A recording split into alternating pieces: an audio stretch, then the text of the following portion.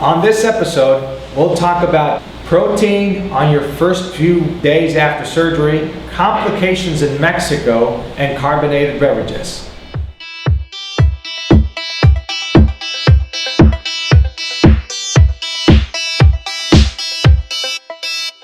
Jump!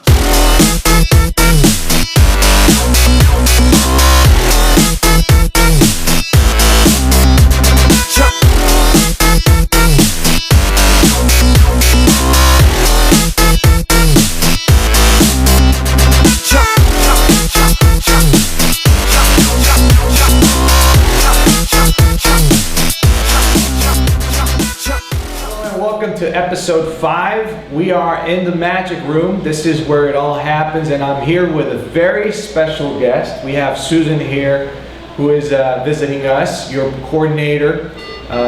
She's been working for me for so many years now. And almost 10. Almost 10 years now. So we wanted to welcome you to a different scenario, as we've been doing with different episodes of the AskDrA show. And we'll start with the questions. Last November I had a gastric sleeve surgery, but now I am drinking 3 cans of Diet Coke. Is it safe to drink? And how much I can have? So we always tell patients it's not ideal to be on carbonated beverages. It's not good.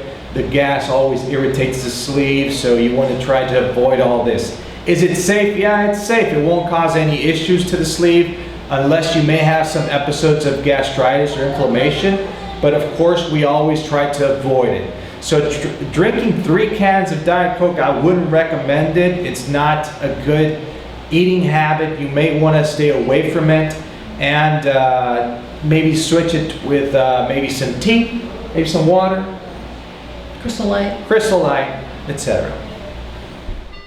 I am at my 5th week and I am starting to gain weight.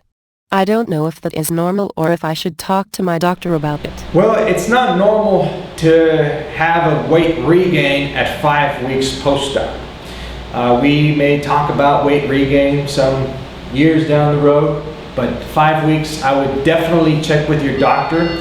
We always tell the patients, we keep track with our patients, we see we follow up with them, and it's a red flag, all right? So if at 5 weeks you are experiencing some weight regain, I would surely talk to your doctor, see what type of technique they have, how the sleeve was crafted, what bougie size they did, because all these factors have an influence on the results you'll have.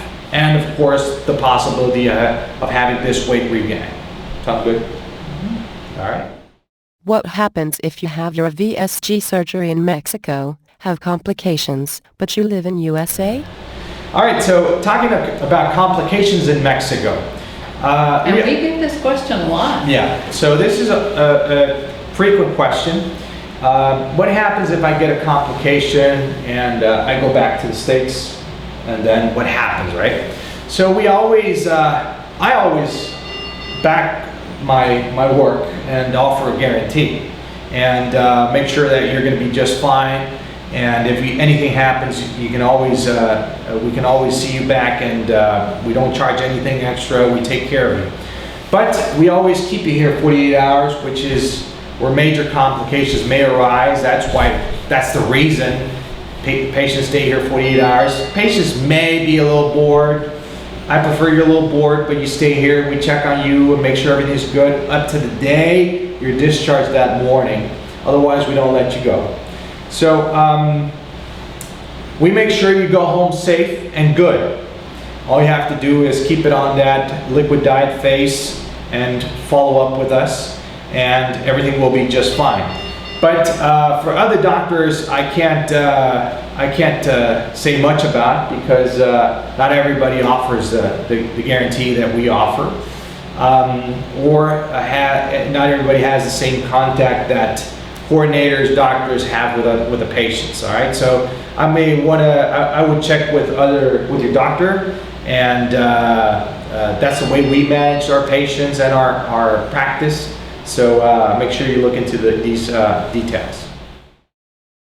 How important is it on phase 1 clear liquids to get your protein in? All right, so let's talk about protein and the importance of protein the first week, all right? Since we tell you to do clear liquids, you're limited to certain options by doing some protein. We have some powders. On the shopping list, we always provide you information on what to purchase at the grocery store, and there is a product, AskDrA.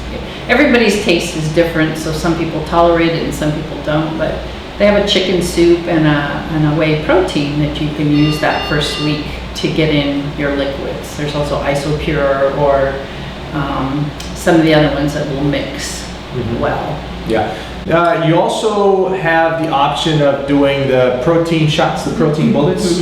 Protein bullets, as Susan was telling you, not everybody likes them. They're kind of sweet. Some people don't agree with them, but it's another option.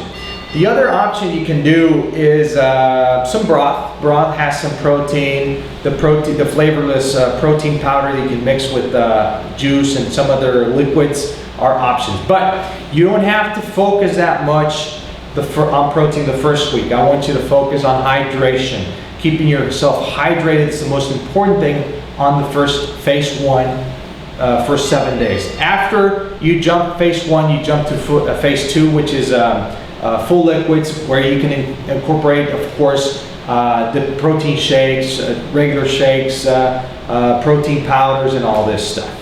So that's it for episode 5. I hope you enjoyed it. We had a special guest here, Susan. We can probably maybe get her back here for episode 6.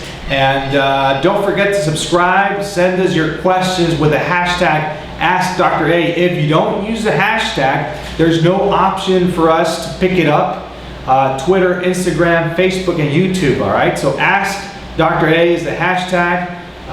Question of the day: what other scenario would you like for us to shoot a video? What other part of the hospital, or where would you like another Ask Dr. A show? Put your comments below, and we'll see you next episode.